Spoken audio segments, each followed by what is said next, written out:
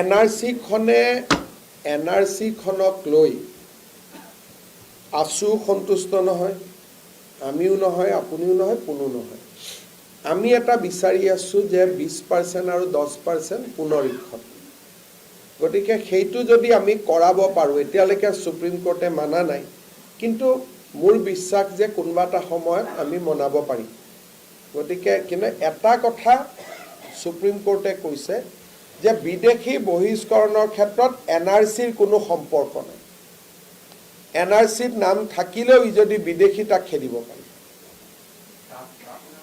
Draft এতিয়াতো এনআৰচিটো final NRC হৈ গ'ল ন, এতিয়াতো ড্ৰাফট এনআৰচি নাই শব্দত, মানে ফাইনেল এনআৰচি হ'লেও এনআৰচিখন এনেকুৱা বস্তু নহয় যে এনআৰচিত মই ভুল কৰি সোমাই গ'লোঁ মানে কামটো হৈ গ'ল। যদি মেট্ৰিক পৰীক্ষা আপুনি বেলেগে বহি পাছ কৰে, তেতিয়াহ'লে আপুনিতো ৰিজাল্টটো কেঞ্চেল কৰিব পাৰে। ধৰক মোৰ হৈ বহিলে জয়ন্ত মল্ল বৰুৱা, পাছ কৰিলোঁ, পিছত প্ৰমাণ হ'ল যে মই বহা নাছিলোঁ, জয়ন্ত মল্ল বৰুৱাই বহিছিলে, পাছ কৰিলেওতো পাছটো ফেইল হ'ব নহয়।